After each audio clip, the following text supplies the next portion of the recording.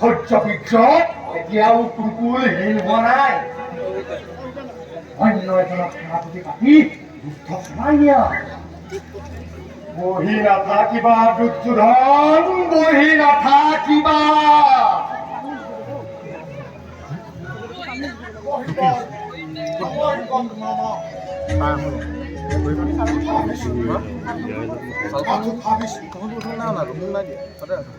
কি শক্তিত বলিয়ান হৈ পাণ্ডৱ সেনানী, কি শক্তিত বলিয়ান হৈ ধনঞ্জয় বিৰাট বাহিনী। শক্তির কথা নাই জানা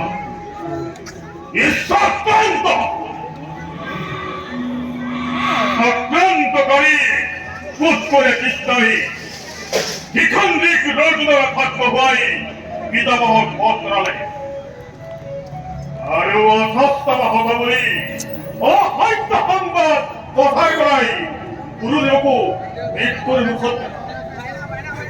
ঠিক কৈছা এখন ভীষ্ম কৰিবৰ শক্তি পাণ্ডৱৰ নাই। ই মাথো চক্ৰান্ত, গভীৰ চক্ৰান্ত, চক্ৰান্ত।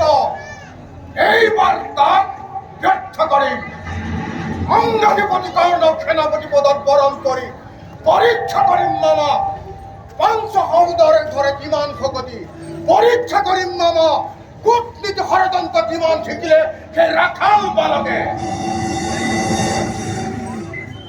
কৰ্ণকো চিনাকাৰী ৰুচিত। তেওঁ যদি সেনাপতি হৈ কেনেবাকৈ ইফাল সিফাল কৰে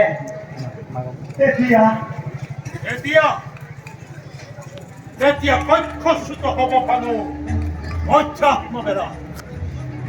বাবা এতিয়াও মানুহে ধৰ্মৰ মহিমা, এতিয়াও পুণ্যৱতী শ্যাম বসুন্ধৰা।